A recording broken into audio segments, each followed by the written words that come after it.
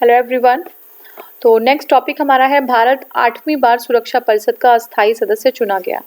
देखिए 17 जून 2020 को भारत को संयुक्त राष्ट्र सुरक्षा परिषद यूएनएससी का अस्थायी सदस्य चुना गया। कौन सा? अस्थायी सदस्य चुना गया। ठीक है, भारत जो है कुल 8वीं बार सुरक्षा परिषद का अस्थायी सदस्य चुना गया है। और महासभा में हुए मतदान में जो है भारत के पक्ष में 184 और विपक्ष में 8 वोट पड़े। ठीक है, तो भारत के पक्ष में 184 वोट और विपक्ष में 8 वोट पड़े और भारत सुरक्षा परिषद का 8वीं बार जो है सदस्य चुना गया है। ठीक है, सुरक्षा परिषद की 15 सदस्यीय समिति के लिए एशिया प्रांत क्षेत्र से चुना गया है। तो किस क्षेत्र से? एशिया प्रांत क्षेत्र से चुना गया है। और कितने मेंबर्स है? 15 जो है मेंबर्स है जो है यूएनएससी की सुरक्षा परिषद में, ठीक है, यूनाइटेड नेशन सिक्योरिटी काउंसिल में। देखिए अन्य सदस्य भारत के साथ कौन है? आयरलैंड, मैक्सिको, केन्या, नॉर्वे को यूएनएससी के अस्थायी सदस्य के रूप में चुना गया है। तो भारत के साथ अन्य कौन है? ये बहुत इंपॉर्टेंट है क्योंकि इंडिया जो है चुना गया, ये तो सबको पता है, लेकिन इसके साथ कौन कौन और लोग हैं ये हम देख लेते हैं। देखिए कौन कौन है? Ireland, Mexico, Kenya, Norway. ठीक है, आयरलैंड, मैक्सिको, केन्या और नॉर्वे। निर्वाचित सदस्यों को 2 वर्ष का कार्यकाल इनका होता है, 2 इयर्स का कार्यकाल होगा। 1 जनवरी 2021 से शुरू होगा इनका कार्यकाल और 2022 तक रहेगा। अब देखिए भारत यूएनएससी के अस्थायी सदस्य के रूप में 8वीं बार, इसके पहले 7 बार और ये जो है 8वीं बार था, ये जो है सदस्य चुन लिया गया है। और ये कार्यकाल जो है पहला कार्यकाल 1950-51 का था, उसके बाद जो है 21-22 में जो है 8वीं बार चुना गया। अगस्त 2021 के लिए भारत यूएनएससी के अध्यक्ष के रूप में कार्य करेगा। तो अगस्त 2021 के लिए भारत जो है यूएनएससी के अध्यक्ष के रूप में कार्य करेगा। और सुरक्षा परिषद में 5 अस्थायी और 10 अस्थायी सदस्य होते हैं। तो 5 मेंबर्स जो होते हैं अस्थायी और 10 जो है अस्थायी मेंबर्स होते हैं।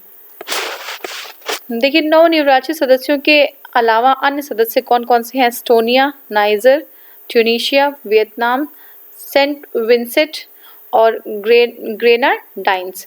ठीक है, तो ये जो है हुए हैं। तो पहले अभी हमने देखा कि कौन से और अभी भारत के साथ कौन से चुने गए हैं और इसके पहले से जो सदस्य हैं वो कौन से हैं? एस्टोनिया और Niger, Tunisia, Vietnam, Saint Vincent, Grenadines. ये जो है पहले से ही सदस्य हैं। यूएनएससी के 5 अस्थायी सदस्य कौन है? अमेरिका, रूस, चीन, ब्रिटेन और फ्रांस। कौन है? अमेरिका, रूस, चीन, ब्रिटेन और फ्रांस। नेक्स्ट हमारा है पर्यावरण प्रदर्शन सूचकांक 2020। तो Yale Center for Environmental Law and Policy, Yale University और Center for International Earth Sciences Performance Network, Columbia University. कौन सी? एक Yale Center for Environmental Law and Policy और दूसरा हमारा है Center for International Earth Science Information Network, Columbia University के द्वारा ये जो है दुनिया का 180 देशों के पर्यावरण प्रदर्शन सूचकांक रिपोर्ट आ गई है। 180 देशों की ये रिपोर्ट है।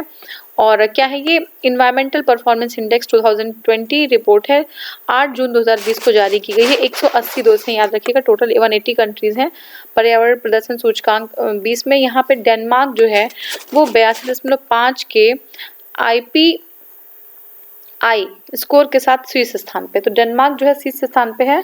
और इसके बाद फिर वहीं पे अगर हम लास्ट में देखें 180वें स्थान पे लाइबेरिया है। ठीक है, भारत का स्थान कितना है? भारत का स्कोर है 27.6। ठीक है, और इस स्कोर के साथ भारत घाना के साथ, अब भी पूछ सकते हैं कि भारत किसके साथ है, तो घाना के साथ संयुक्त रूप से 168 स्थान पे, 168 जो है पोजीशन में है। टोटल कंट्रीज 180 हैं और 168 स्थान पे भारत है, 27.6। और भारत के साथ कौन है? घाना। ठीक है, पर्यावरणीय विषयों जैसे हवा की गुणवत्ता में भारत के ने अच्छा प्रदर्शन किया। अगर हवा की गुणवत्ता की बात करें तो भारत का अच्छा प्रदर्शन है, जिससे उसकी रैंकिंग 179वीं है। जो रैंकिंग उसकी 179 थी। वहीं जैव विविधता और आवास के मामले में 148वीं, जलवायु परिवर्तन संकेतों में वह 106वें स्थान पे है। ठीक है ना। देखिए EPI 2018 में भारत का जो स्थान है 30.57 स्कोर के साथ 177वां था, 177। और इस बार जो है स्कोर जो है थोड़ा इम्प्रूव हुआ है भारत का 168 स्थान पे, 168 स्थान पे 168। टोटल कंट्रीज 180 है, 168 और लास्ट ईयर जो है 177 था, 177 था। ठीक है, जो पर्यावरण प्रदर्शन सूचकांक 2020 में शीर्ष जो है 5 देश देख लीजिए। देखिए पहला तो डेनमार्क ही है, ठीक है, फिर लग्जमबर्ग है, स्विट्जरलैंड है, ब्रिटेन है और फ्रांस है। तो ये जो है शीर्ष के देश हैं। कौन कौन सा? Denmark, Luxembourg, Switzerland, Britain and France, ठीक है। नेक्स्ट देखते हैं। देखिए पर्यावरण प्रदर्शन सूचकांक वैश्विक स्तर पर विभिन्न देशों की सतत स्थायी और का मूल्यांकन, इस सतत स्थिति का मूल्यांकन और अनेक प्रदर्शन आंकड़ों के आधार पर करता है। तो ईपीआई को 11 विभिन्न मानकों से जुड़ी श्रेणियों तथा कितने विभिन्न मानक है? 11 हैं, 11 मानक हैं और 32 प्रदर्शन संकेत हैं। कितने? 32 प्रदर्शन संकेत हैं, ठीक है, 32 प्रदर्शन संकेत हैं। और ईपीआई की श्रेणी और उनका प्रतिशत हिस्सा इस प्रकार है। जैसे देखिए जैव विविधता का, अगर जैव विविधता और आवास जो पारिस्थितिक सेवाएं हैं वो 15% है, वायु गुणवत्ता 6% है, स्वच्छता और पेयजल जो है आपका 20% है, फिर मत्स्य है, फिर जल संसाधन है, जलवायु परिवर्तन है, प्रदूषण उत्सर्जन है, अपशिष्ट प्रबंधन और भारी धातु। तो इस जो है ये सब जो है उनके क्या है, ये आपकी पूरी श्रेणी है जिस श्रेणियों में जो है उनको विभाजित किया गया है। अब देखिए 180 देश हैं टोटल, ठीक है, इन्वायरमेंटल परफॉर्मेंस इंडेक्स में, और केवल 11 देश कौन कौन से जो भारत से आगे हैं। तो कौन सा 11 देश? बुरुंडी, हैती, चाड, सोलोमन द्वीप, Madagascar, Guinea, Cote d'Ivoire और Sierra Leone, Afghanistan, Myanmar, Liberia. बस 11 ही देश ऐसे हैं जो भारत से बेटर कंडीशन में है, ठीक है। भारत का जो है पोजीशन 177वां था और इस बार जो है भारत का पोजीशन 168 हुआ, इम्प्रूव हुआ है, ठीक है।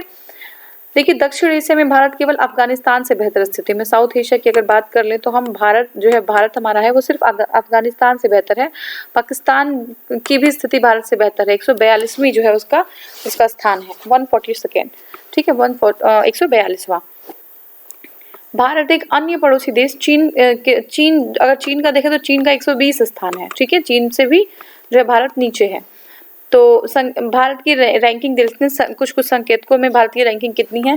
देखिए स्वास्थ्य अगर देखें तो स्वास्थ्य में 172 पे है, वायु गुणवत्ता में 179 पे है, स्वच्छ जो है आपका पेयजल है 139 पे है, भारी धातु में 174 पे है, अपशिष्ट प्रबंधन में 103 पे है, जैव विविधता में 148 पे है और जल संसाधन में है आपका 94, जल संसाधन में है 94, जलवायु परिवर्तन में 106 पे है, मत्स्यिकी में 35 पे है, जब प्रदूषक उत्सर्जन में 145 पे है और पारिस्थितिकी तंत्र सेवाओं में 193 पे है, ठीक है।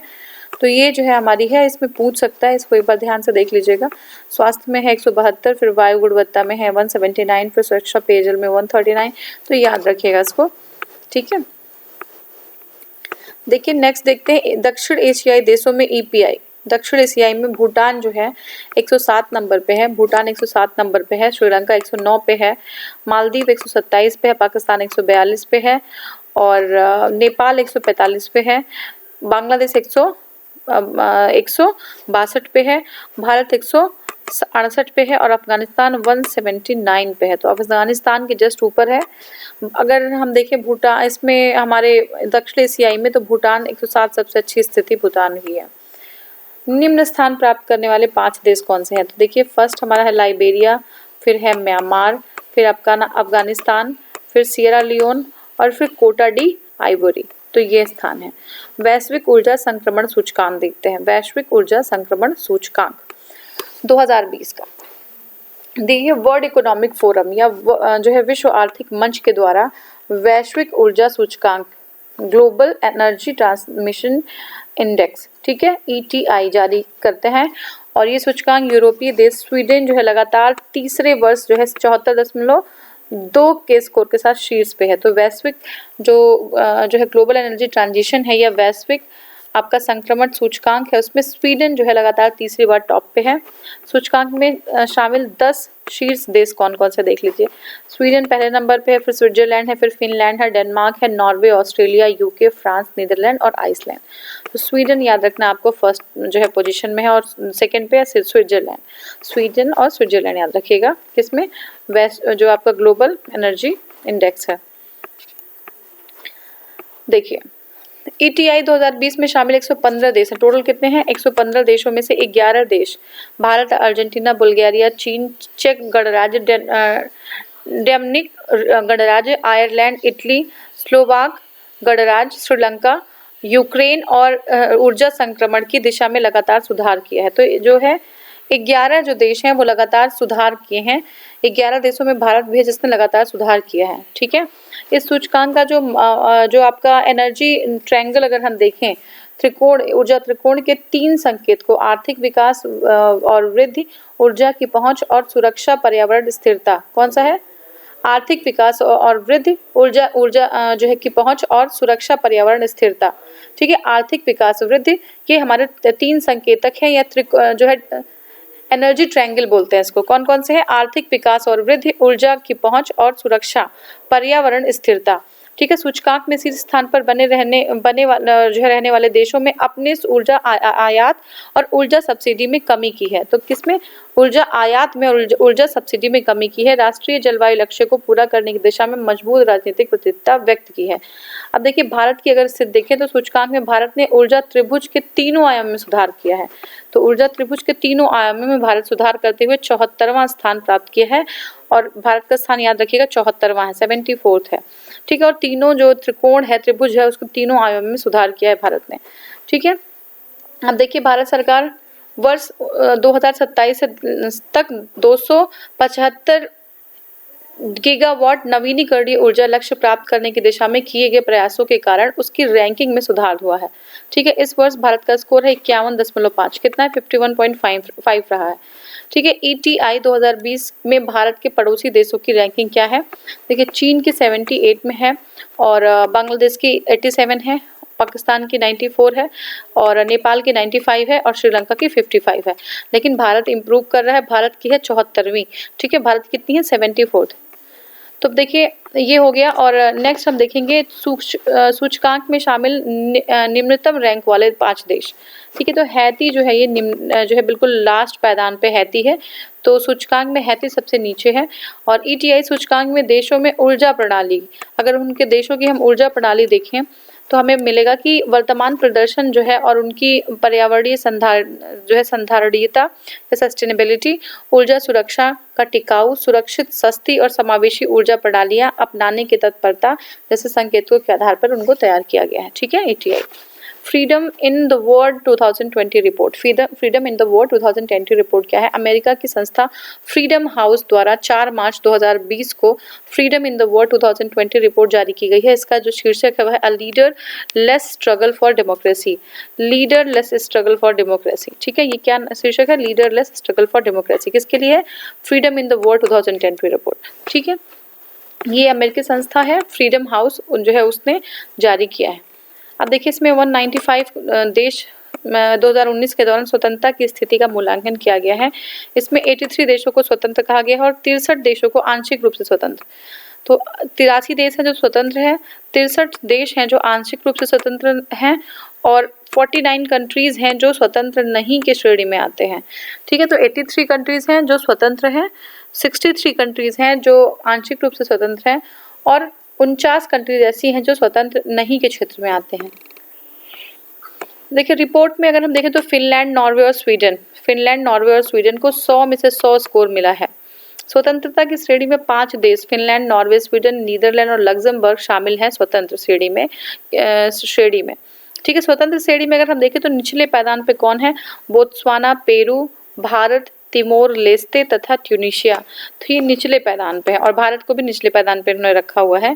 कौन कौन सा? Botswana, Peru, Bharat, Timor Leste और ट्यूनीशिया।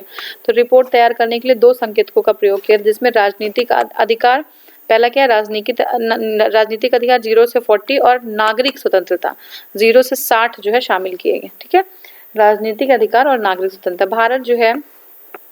भारत को तिमोर लेस्ते और सेनेगल के साथ 83वें स्थान पर रखा गया। भारत को जो है तिमोर लेस्ते और सेनेगल के साथ 83वें स्थान पर रखा गया है। ठीक है, तो देखिए सबसे जो स्वतंत्र श्रेणी में निचले पायदान पर, स्वतंत्र श्रेणी में जो निचले पायदान पे, ये स्वतंत्र तो है लेकिन ये क्या है? निचले श्रेणी में है।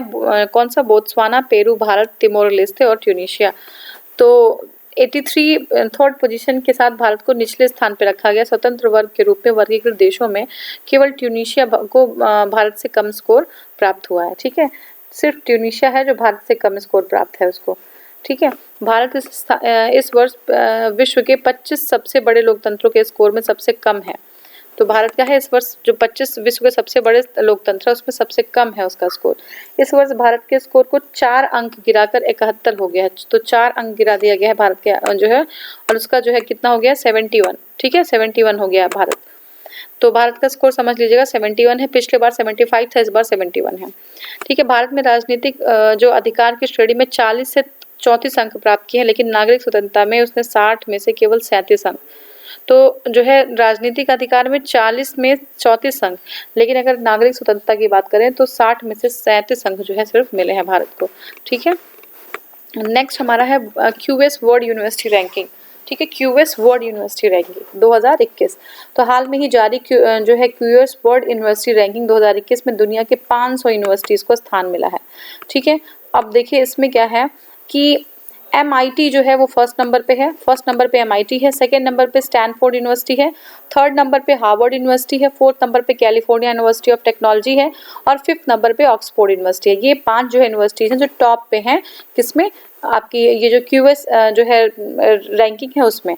ठीक है, क्यूएस वर्ल्ड यूनिवर्सिटी रैंकिंग 2021 में शामिल भारतीय जो है वो जो आपकी यूनिवर्सिटीज़ हैं वो इस तरह की देख लेते हैं। 172 नंबर पे कौन है, IIT। 172 नंबर पे है Indian institute of technology Mumbai. IIT Mumbai 172 पे है। 185 पे है IISc बेंगलुरु। 100 जो है 72 पे कौन सी है, IIT जो है बॉम्बे, और 185 पे है IISc बेंगलुरु। 193 पे 193 पे कौन है, Indian institute of technology IIT Delhi. ठीक है, 275 पे है IIT मद्रास। ठीक है, 314 पे है हमारी IIT खड़गपुर। 350 पे IIT कानपुर। 383 पे है IIT रुड़की, और 470 पे IIT गुवाहाटी। ठीक है, 470 पे कौन है, IIT गुवाहाटी। तो जो है टोटल 500 कंट्रीज जो है 500 यूनिवर्सिटीज़ को जो है इसमें किया गया है। टॉप पे MIS है। ठीक है ना, और नेक्स्ट हमारा है टॉप पे MIT है, और नेक्स्ट पे जो हमारे यहाँ इंडिया में है वो 172 पे है IIT। 172 पे IIT मुंबई, 185 पे IISc बेंगलुरु, 193 पे IIT दिल्ली, 275 पे है IIT मद्रास, 314 पे IIT खड़गपुर, 350 पे IIT कानपुर, 383 पे IIT रुड़की, और 470 पे है IIT गुवाहाटी। ध्यान रखिएगा। नेक्स्ट हमारा है अमेरिका ने विश्व स्वास्थ्य संगठन से संबंध तोड़ा। ठीक है ना, तो देखिए जो ट्रंप प्रशासन द्वारा विश्व स्वास्थ्य संगठन जो है वर्ल्ड हेल्थ ऑर्गेनाइजेशन WHO से संबंध तोड़ते हुए अमेरिका ने इससे बाहर जाने के लिए अपने फैसले से संयुक्त राष्ट्र को अनौपचारिक रूप से 6 जुलाई 2020 को, देखिए अमेरिका जो है बहुत सारे जो है उससे बाहर निकल रहा है, तो 6 जुलाई 2020 को ये बता दिया कि जो है अब वो हिस्सा नहीं है WHO का। तो डोनाल्ड ट्रंप ने संगठन को आर्थिक मदद रोकने, जो संगठन को कुछ आर्थिक मदद दिया जाता है तो जो अमेरिका की तरफ से मदद दिया जा रहा था उसको रोकने की घोषणा कर दी है, और WHO से अमेरिका से बाहर होने की अपनी मंशा जो है 21 मई को स्पष्ट रूप से जाहिर कर दी थी। उन्होंने कहा कि WHO ने बार बार अनुरोध किए गए और बहुत ज़रूरी सुधार करने में वह विफल रहा है। ठीक है ना, WHO से बार बार अनुरोध किए गए कि लेकिन वो फिर भी वो जो है ज़रूरी जो सुधार हैं उनको जो है करने में असफल रहा है US के द्वारा, ये कहा गया। तो ट्रंप प्रशासन ने कोरोना मामले में यह आरोप लगाया कि WHO चीन के प्रभाव में जो है काम कर रहा है। ठीक है, तो कोरोना के लिए जो है ये लगाया गया। 6 जुलाई 2021 के बाद अमेरिका WHO का सदस्य नहीं रहेगा। कब? 6 जुलाई 2021 के बाद अमेरिका WHO का सदस्य नहीं रहेगा। वर्ल्ड हैप्पीनेस इंडेक्स 2020 दुनिया के विभिन्न देशों में खुशहाली की स्थिति के आकलन के लिए world happiness index 2020 United Nations sustainable development solution network 2020 मार्च 2020 को वर्ल्ड हैप्पीनेस डे को जारी किया गया। देखिए वर्ल्ड हैप्पीनेस इंडेक्स 2020 को 20 मार्च 2020 को जो है वर्ल्ड हैप्पीनेस डे कब है? 20 मार्च 2020 वर्ल्ड हैप्पीनेस डे जारी किया गया। वर्ष 2020 को इस रिपोर्ट ने मई 2017 से 19 तक के लिए हैप्पीनेस इंडेक्स आकलित किया है। कितनी कंट्रीज हैं? टोटल 153 कंट्रीज हैं, और सबसे खुशहाल जो देश है वो फिनलैंड है। सबसे खुशहाल देश कौन है? फिनलैंड है। और वहीं पर देखेंगे अगर सबसे जो है खुशहाली में निम्नतम स्थान पर अगर कोई है तो वो जो है अफगानिस्तान है, ठीक है ना। एशियाई देश जो है अफगानिस्तान है सबसे जो है कम खुशहाल। सूचकांक के आधार पर आकलन के अनुसार में भारत जो है खुशहाली की स्थिति में काफ़ी चिंताजनक दर्शाई गई है। ये जो है 3.57 जो है परसेंट स्कोर है भारत का, और वो 144वें स्थान पे है। कितना? भारत 144वें स्थान पे है। जो है टोटल कंट्रीज देख लीजिए कितनी थी, यहाँ पे टोटल जो कंट्रीज 153 है, 153 टोटल कंट्रीज हैं, और भारत की स्थिति 144 से 53 में, तो बहुत ही निम्न स्तर पे है। इस प्रकार भारत इस सूचकांक में सबसे नीचे के 10 देशों में शामिल है, सबसे नीचे के 10 कंट्रीज में 144 स्थान के साथ शामिल है। और देखिए भारत में इसके पहले का जो है स्थान था 2019 में वो 140 था, लेकिन अभी जो है 144 हो गया है। स्थिति जो है भारत का स्थान 156 देशों में 133वां था इसके पहले 18 में, ठीक है ना। इस प्रकार भारत की स्थिति निरंतर गिरावट बनी हुई है, तो भारत की स्थिति में निरंतर कंटिन्यूअसली जो है गिरावट बनी हुई है। भारत अपने सभी पड़ोसी देशों की जो है स्थिति भारत से बेहतर है। जितने पड़ोसी देश हैं सबसे जो है भारत की स्थिति जो है खराब है, ठीक है। यानी कि भारत से सब जो है और ज़्यादा जो कंट्रीज हैं वो बेहतर हैं। पाकिस्तान का जो है 66वां है, नेपाल का 92 है, चीन का 94 है, बांग्लादेश का 107 है, श्रीलंका का 130 रैंकिंग श्रीलंका है, ठीक है। तो ये स्थिति है। तो ये हो गया हमारा। फिनलैंड जो है टॉप पे है, फिनलैंड 7.809 जो है 7 इसके साथ सूचकांक के साथ जो है टॉप पे है। उसके बाद फिर आपका डेनमार्क है, स्विट्जरलैंड है और आइसलैंड है। तो ये सारी कंट्रीज़ हैं। और सर्वाधिक 10 खुशहाली वाले देशों में इनके बाद क्रम से Netherlands, Sweden, New Zealand, Austria, Luxembourg, ये सारे हैं, ठीक है। हैप्पीनेस इंडेक्स एक बार देख लीजिए इंडेक्स में, तो ये हमारा जो फिनलैंड है वो टॉप पे है, फिर डेनमार्क है, फिर स्विट्जरलैंड है, फिर आइसलैंड है, नॉर्वे है, स्वीडन है, नीदरलैंड है, न्यूजीलैंड है, ऑस्ट्रिया है और लग्जमबर्ग है। तो ये जो हमारी टॉप 10 कंट्रीज हैं जो है हैप्पीनेस इंडेक्स में, ठीक है। नेक्स्ट हम देखते हैं, हाँ, सबसे खराब स्थिति और हिंसक संघर्ष और तीव्र गरीबी से पीड़ित है कौन सा, जो इसमें सबसे जो है निम्न स्थान पे है, ठीक है। ये हमारा है अफगानिस्तान जो सबसे खराब स्थिति में है, और इसके लिए हैप्पीनेस इंडेक्स 2.56 जो है 2.567 ही आकलित किया गया है। तो ये है। और इसके ऊपर 152 जो है 152 152 स्थान पर है साउथ सूडान, 151 पर है जिम्बाब्वे, ठीक है। 144 पे जो है हमारा भारत सबसे नीचे, 144 पे 10 जो है 10 सबसे नीचे जो हैप्पीनेस इंडेक्स में है उसमें है भारत 144वें स्थान पे, ठीक है। तो देखिए अब देख लेते हैं हम। देखिए कौन हुआ, 153 पे है हमारा अफगानिस्तान, 152 पे है सूडान, 151 पे है जिम्बाब्वे, 150 पे है रवांडा और 149 पे है केंद्रीय अफ्रीकी गणराज्य और 148 पे तो भारत है ही, ठीक है ना। तो भारत के पड़ोसी देशों में स्थिति देख लेते हैं। पाकिस्तान जो है 55 स्थान पे है और 92 पे नेपाल है, जो है चीन, पाकिस्तान काफ़ी खुश है, ठीक है। चीन जो है 94 पे है, बांग्लादेश 107 पे है, श्रीलंका 130 पे है, म्यांमार 133 पे है और भारत 144 पे है, अफगानिस्तान 153 पे है। तो पता नहीं जो है कितनी जो है फ्रीडम पाकिस्तान में, मुझे समझ नहीं आता। पाकिस्तान जो है 155 पे है, ठीक है। सूचकांक में ब्रिक्स देशों में भारत की स्थिति क्या है, ब्राज़ील का जो है 32 है, ठीक है। रूस का है 73, चीन का है 94 और साउथ अफ्रीका का 109 और भारत 144 पे है, ठीक है। तो ये हो गया। देखते हैं नेक्स्ट वाला। देखिए इसमें देख लीजिए एक बार कुछ और दिया हुआ। वर्ल्ड हैप्पीनेस रिपोर्ट 2020 के अनुसार खुशहाली के मामले में ब्रिक्स के 5 देशों में सबसे खराब स्थिति भारत है। ब्रिक्स में सबसे खराब स्थिति भारत की है, हमने अभी देख लिया है, और वो ओवरऑल रैंकिंग में 44वें स्थान पर है। वही सबसे बेहतर स्थिति ब्राज़ील की है। ब्रिक्स देशों में ये भी देख लीजिएगा, इंपॉर्टेंट है कि ब्रिक्स देशों में सबसे अच्छी स्थिति है ब्राज़ील की, ठीक है। तो अगर देखें तो हैप्पीनेस इंडेक्स की गणना प्रति व्यक्ति जीडीपी, स्वास्थ्य जीवन की प्रत्याशा और भ्रष्टाचार की अनुपस्थिति, उदारता, सामाजिक समर्थन, व्यक्तिगत स्वतंत्रता आदि मानकों पर की जाती है। तो इस सूचना का जो अधिकतम मान 10 हो सकता है। 0 से 10 मान होने वाले इस सूचकांक का मान अधिक होना संबंधित देश में ज़्यादा खुशहाली की स्थिति को दर्शाता है, ठीक है ना। तो जो है इसमें नगरों को भी शामिल किया गया है। तो खुशहाली नगर सूचकांक नगरीय निवासियों द्वारा निर्धारित भलाई के मानकों पर आधारित है, और इसमें 3 जो है शीर्ष नगर हैं। कौन सी हैं? हेलसिंकी, फिनलैंड में है हेलसिंकी, और आरहूस डेनमार्क में है और वेलिंगटन जो है न्यूजीलैंड में। ठीक है, तो ये जो है हेलसिंकी सबसे खुश शहर है। फिर है आरहूस फिनलैंड में और वेलिंगटन जो है आपका न्यूजीलैंड में। ठीक है, अब देखिए यूनिसेफ की लॉस्ट एट होम, ठीक है, लॉस्ट एट होम रिपोर्ट। देखिए संयुक्त राष्ट्र अंतर्राष्ट्रीय बाल आपातकालीन कोष है ना, ये जो है यूनिसेफ द्वारा हाल ही में एक लिस्ट जो है निकाली गई है लास्ट एट होम। ठीक है, लास्ट एट होम। तो लास्ट एट होम क्या है कि इस रिपोर्ट 2020 में, इसमें लगभग 2019 में 33 मिलियन नए विस्थापन दर्ज किए गए हैं। ठीक है, तो देखिए रिपोर्ट में क्या है कि 33 मिलियन जो है विस्थापित लोग हैं, लगभग 25 मिलियन प्राकृतिक आपदाओं के कारण हैं और 8.5 मिलियन लोग संघर्ष और हिंसा के परिणामस्वरूप दुनिया में विस्थापित हुए हैं।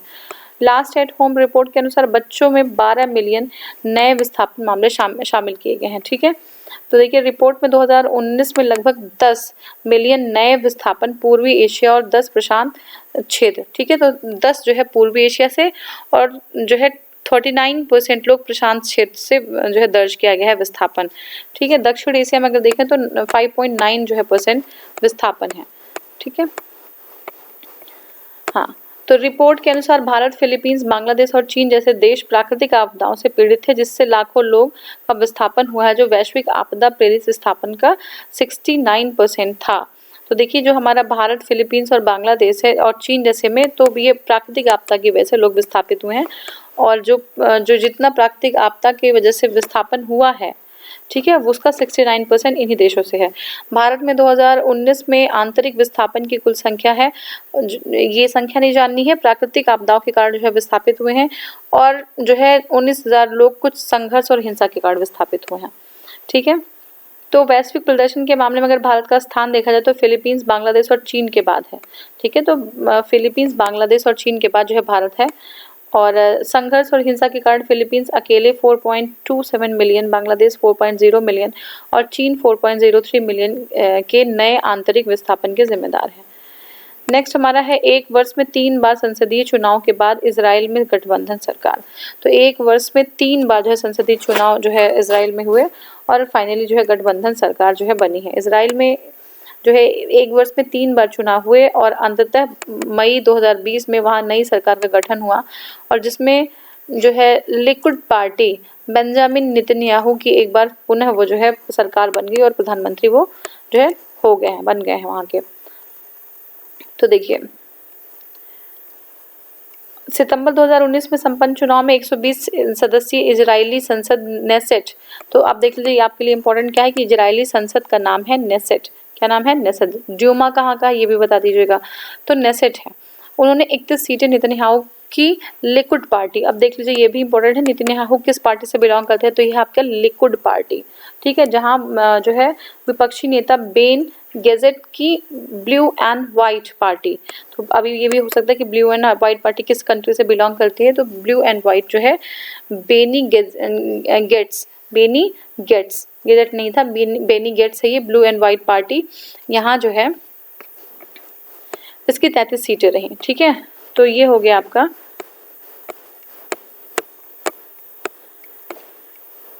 अब जो है हमें ये नहीं जानना है कि इनकी क्या हुई, कितनी सीटें किसको मिली, इससे हमें मतलब नहीं रहता है, तो क्योंकि ये एग्जाम के लिए इम्पोर्टेंट नहीं है। ठीक है,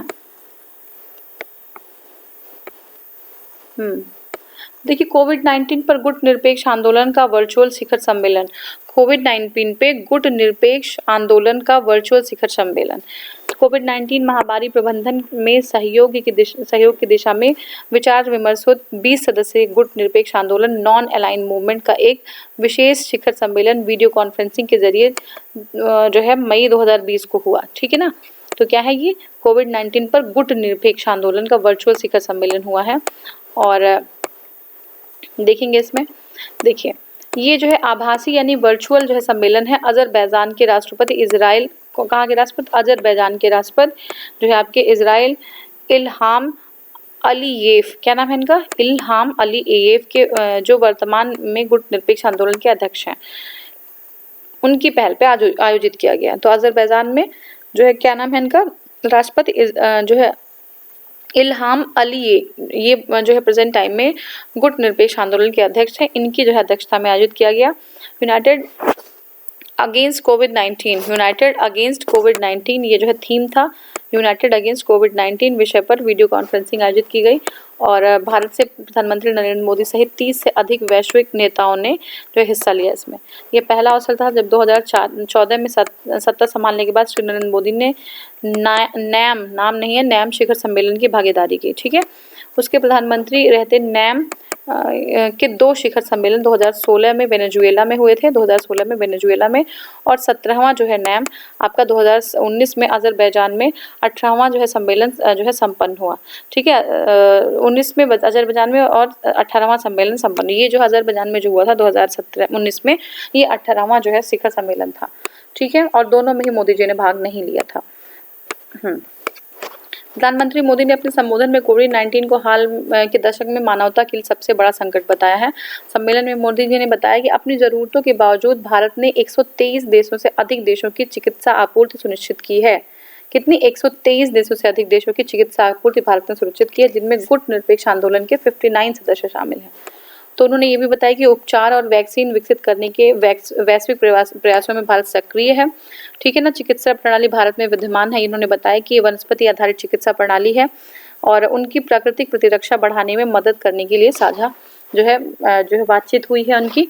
ठीक है, तो ये सारी चीज़ें प्रधानमंत्री ने इस बात पर बल दिया कि एक आंदोलन के रूप में हम दुनिया को इस जो है स्वास्थ्य संकट से लड़ने में मदद क्या कर सकते हैं, ये जो है इस पर डिस्कस हुआ है। ठीक है, अब देखिए, गुट निरपेक्ष आंदोलन को अंतर्राष्ट्रीय समुदाय और जो है WHO के विकासशील देशों के स्वास्थ्य क्षमता के निर्माण पर ध्यान केंद्रित करने के लिए आह्वान करना है। इस जो है नैम में इस आभासी शिखर सम्मेलन को संबोधित करने वाले जो संयुक्त राष्ट्र महासभा के अध्यक्ष आपका कौन है? तिजानी मोहम्मद बांडे, संयुक्त राष्ट्र महासचिव एंटोनियो गुटेरेस और अफ्रीका के जो अध्यक्ष हैं मूसा फकी महमद, यूरोपीय संघ के उच्च प्रतिनिधि हैं जोसेफ बोरेल तथा विश्व WHO के जो विश्व स्वास्थ्य संगठन के जो महानिदेशक हैं वो हैं डॉक्टर टेड्रोस घेब्रेयस। ये लोग सारे लोग संबोधित किए। ठीक है ना, तो देखिए इसमें क्या है कि कोविड-19 के विरुद्ध जो है संघर्ष में अपनी बुनियादी चिकित्सा, सामाजिक और मानवीय जरूरतों को दर्शाते हुए एक आम डेटाबेस की स्थापना के माध्यम से सदस्यों की जरूरतों की पहचान करने के लिए कार्यबल की घोषणा भी नैम नेताओं के सम्मेलन में की है। नेक्स्ट हमारा टॉपिक होगा हिंद महासागर आयोग में भारत को पर्यवेक्षक का दर्जा। ठीक है, तो इसको हम नेक्स्ट जो है वीडियो में जो है कवर करेंगे। Thank you so much for watching. Thank you.